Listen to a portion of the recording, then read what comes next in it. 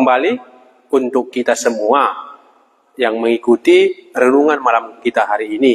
Kami senang untuk kita semua yang tetap mengikuti renungan kita ini melalui live Facebook GKMI Kemurahannya, begitu juga dengan live streaming Kemurahannya Medan. Sebelum kita memulai renungan malam kita, mari kita berdoa.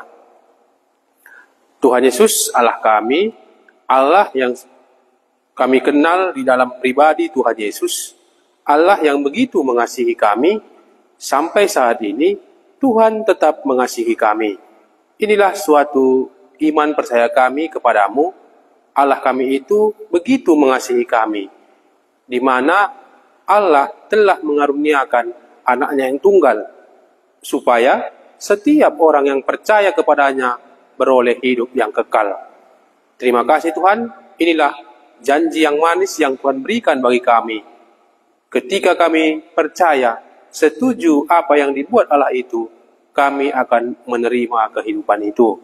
Di malam hari ini Tuhan, kembali kami akan melanjutkan renungan malam kami. Tuhanlah yang membukakan pikiran kami, hati kami, supaya suatu kami membaca dan merenungkan kebenaran firman-Mu, jelas bagi kami bagaimana Allah kami itu mengasihi kami. Dan kami akan belajar bagaimana Allah itu tetap mengasihi kami. Ada dua jenis kasih Allah. Satu, kasih yang bertahan sampai kehidupan yang kekal. Satu lagi, itulah kasih yang bertahan sampai di dunia ini saja. Tapi kami mau supaya semua kami yang mengikuti renungan malam ini, kami mendapat keduanya, mendapatkan kasih yang di dunia ini, mendapatkan juga kasih yang bertahan sampai kehidupan yang kekal. Terima kasih Tuhan, kami mengucap syukur diberi waktu yang baik di malam hari ini. Terpujilah Engkau Tuhan Yesus Allah kami. Amin. Bapak Ibu, saudara-saudari, mari kita kembali merenungkan bagian firman Tuhan yang tertulis di dalam Injil Markus pasal 8 ayat 1 sampai 10. Ya. Semalam kita sudah belajar dari Injil Yohanes pasal 3 ayat 16 sampai 17. Ini mengenai kasih Allah. Allah mengasihi. Iya. Jadi kalau Allah mengasihi kita, apa buktinya Dia mengasihi kita? Ya, mari kita melihat kasih yang satu ini dari Injil Markus pasal 8 ayat 1 sampai 10. Saya akan bacakan bagian firman Tuhan ini untuk kita. Yesus memberi makan 4.000 orang. Pada waktu itu, ada pula orang banyak di situ yang besar jumlahnya. Dan karena mereka tidak mempunyai makanan, Yesus memanggil murid-muridnya dan berkata, "Hatiku tergerak oleh belas kasihan kepada orang banyak ini. Sudah 3 hari mereka mengikuti aku, dan mereka tidak mempunyai makanan. Dan jika mereka suruh pulang ke rumahnya dengan lapar, mereka akan rebah di jalan, sebab ada yang datang dari jauh." Murid-muridnya menjawab, "Bagaimana di tempat yang sunyi ini orang dapat memberi mereka roti sampai kenyang?" Yesus bertanya kepada mereka, "Berapa roti ada padamu?" Jawab mereka, 7. Lalu ia menyuruh orang banyak itu duduk di tanah.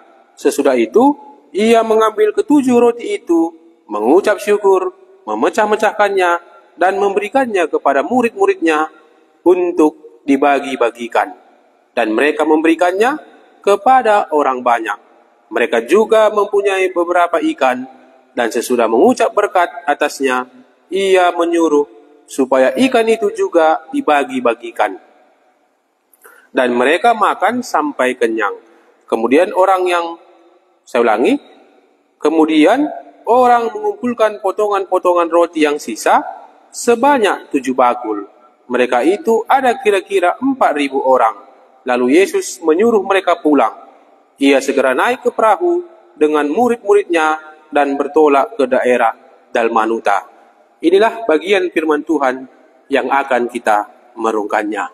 Allah mengasihi.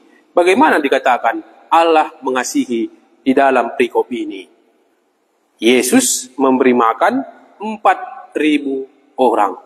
Bagaimana Allah mengasihi orang sebanyak ini? Mari kita melihat. Pada waktu itu, ada pula orang banyak di situ yang besar jumlahnya, dan karena mereka tidak mempunyai makanan, Yesus memanggil murid-muridnya dan berkata, "Hatiku tergerak oleh belas kasihan kepada orang banyak ini."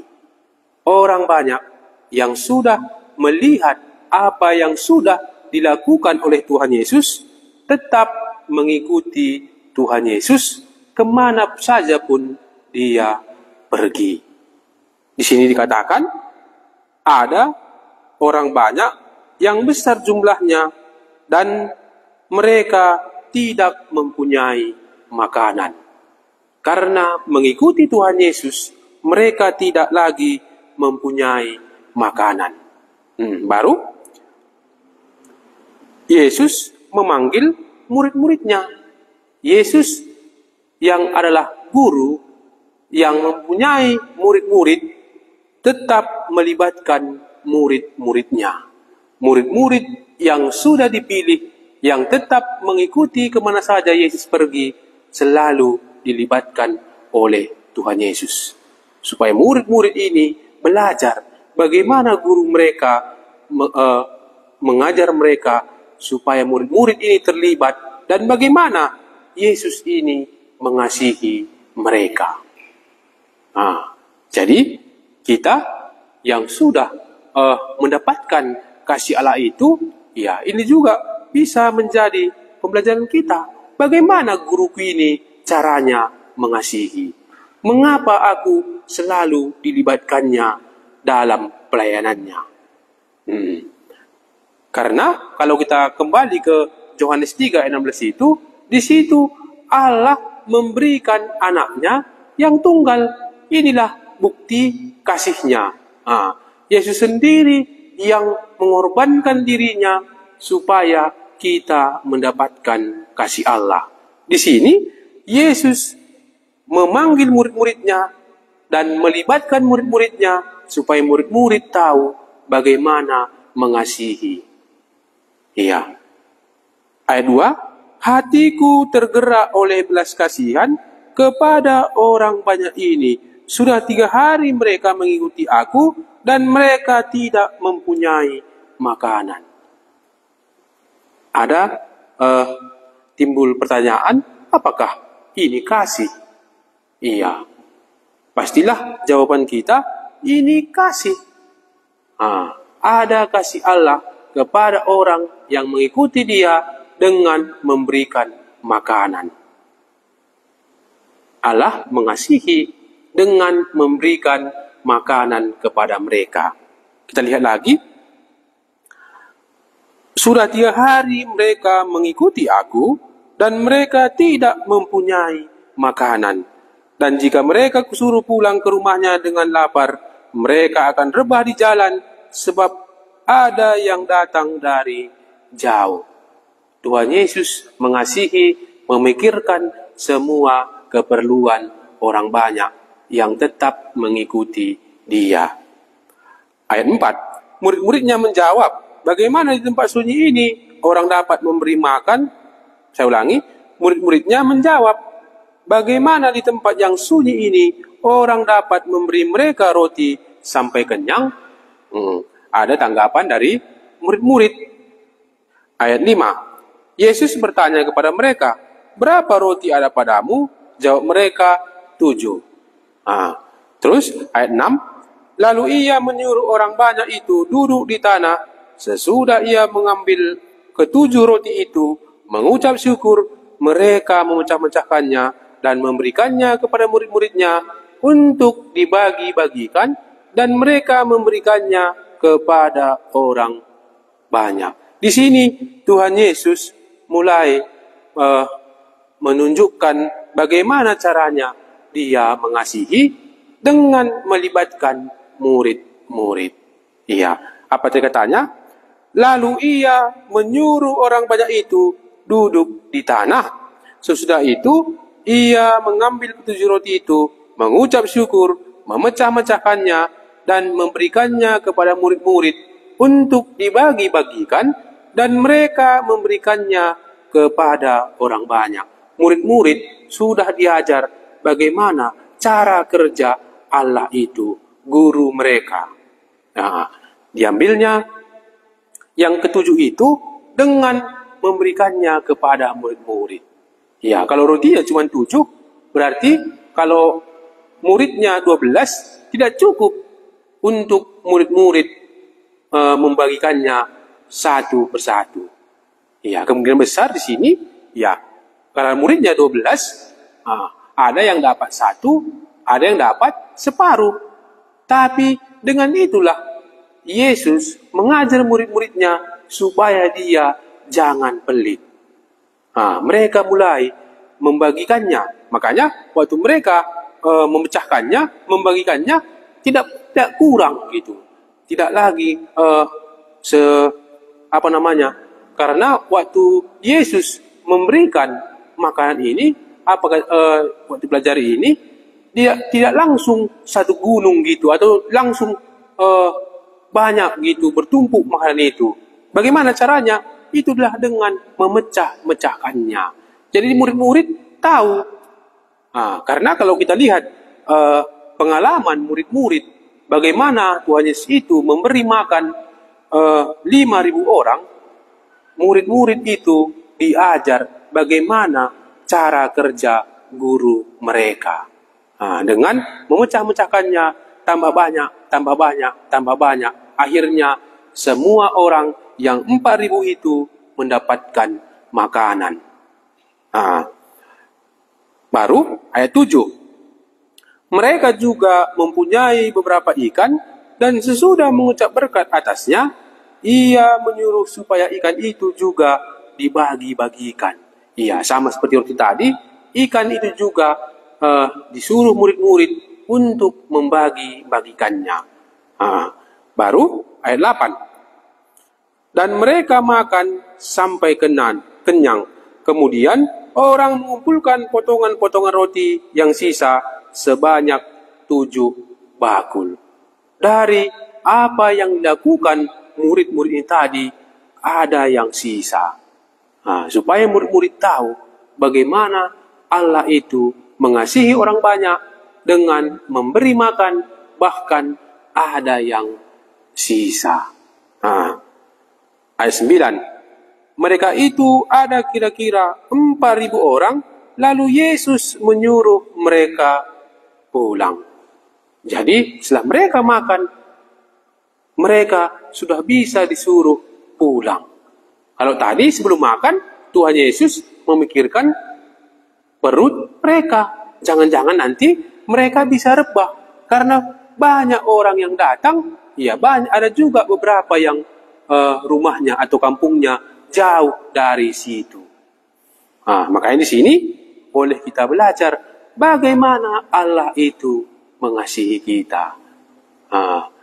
Tapi ini kasih Allah roti yang membuat sampai kenyang. Kita tahu di dalam kehidupan ini kita memerlukan roti makanan yang dapat membuat kita kenyang. Tapi ini satu kasih Allah yang hanya bertahan di dunia ini. Makanya Bapak Ibu, saudara-saudari, boleh kita belajar bagaimana Lazarus dan orang kaya itu. Di situ Allah memperlihatkan bagaimana 2 jenis kehidupan orang. Di situ ada orang kaya yang mempunyai banyak roti. Dia mendapatkan berkat secara jasmani di dunia. Tetapi ketika dia meninggal, ada perbedaan. Orang miskin itu atau Lazarus itu diberikan dia berada di pangkuan Abraham. Sedangkan orang kaya itu hanya berada di alam maut. Iya. Jadi roti yang didapat oleh orang banyak ini taulah kita hanya bertahan sampai kehidupan di dunia ini. Sama seperti orang kaya itu, dia mendapatkan banyak roti, ya, dia bisa berpesta setiap hari. Tetapi kasih Allah itu yang didapat orang kaya itu bertahan sampai di dunia ini. Jadi Bapak Ibu, saudara-saudari, inilah yang boleh kita merenungkannya di malam hari ini. Kasih Allah yang mana yang sudah aku dapatkan. Iya, kalau saya pribadi sebagai yang menyampaikan firman Tuhan ini, saya boleh bersaksi bahwa saya sudah mendapatkan kasih Allah yang bertahan sampai kehidupan yang kekal. Saya juga boleh mendapatkan roti. Jadi kalau demikian, bolehlah kita meminta kedua-duanya ya. Kalau saya tanya, siapa yang mau mendapatkan kedua-duanya? Pasti kalau kita kumpul di sini, bisa kita angkat tangan. Aku mau mendapatkan kedua-duanya. Tapi kalau ingin mendapatkan yang kedua-duanya, ya ada semalam syaratnya ya. Apakah aku setuju apa yang dibuat Allah ini supaya aku mendapatkan yang bertahan sampai kehidupan yang kekal? Kalau ini ya, kalau pelajaran kita ini, bagaimana Yesus mengasihi dengan memberikan roti sampai kenyang, ini hanya bertahan sampai di dunia ini. Ini kemungkinan besar banyak di antara kita mendapatkannya juga. Karena kita begitu bangun, bekerja sampai malam, ada yang sampai sore, ada juga yang sampai malam, tapi satu tujuannya, supaya dapat roti, dapat kenyang. Tetapi kasih Allah yang kita belajari semalam, itulah kasih yang harus kita mendapatkannya juga, dan itulah yang paling penting dari antara kasih itu. Makanya suatu ada gitu kami buat membaca Alkitab atau PA bersama keluarga gitu di kampung. Waktu kuceritakan bagaimana Allah itu mengasihi kita. Bagaimana Allah itu mengasihi kita dengan mengaruniakan anaknya yang tunggal, supaya setiap orang yang percaya kepadanya tidak binasa, melainkan beroleh hidup yang kekal. Ya, banyak keluarga mengatakan, kutanya gitu, bagaimana Allah itu mengasihi kita? Jadi datang keluarga, ya Allah itu mengasihi aku lah. Apa buktinya Allah mengasihi kamu? Bilang, ya Allah itu mengasihi aku dengan memberikan aku kesehatan, dengan memberikan aku rezeki, dengan memberikan aku panjang umur. Iya, benar. Tetapi itu hanya bertahan sampai kehidupan di dunia. Makanya kalau semalam, bagaimana kasih Allah itu yang bertahan sampai yang kekal itu ada pengorbanan dari Allah sendiri. Itu tidak cukup dengan kuasa dan perkataannya saja. Makanya Tuhan Yesus rela ditinggikan di kayu salib, supaya setiap orang yang setuju, yang mengaku oh Yesus itu mati karena dosanya, maka dia bisa selamat. Semalam juga kan bagaimana kita belajar orang Israel itu ketika mereka dipagut oleh ular berbisa itu, mereka banyak yang mati. Jadi jalan keluarnya bagaimana? Tuhan menyuruh Musa membuat ular tembaga yang ditinggikan pada suatu tongkat. Ketika bangsa Israel melihat apa yang sudah dibuat Musa itu, biarpun mereka sudah dipagut ular, mereka akan tetap hidup.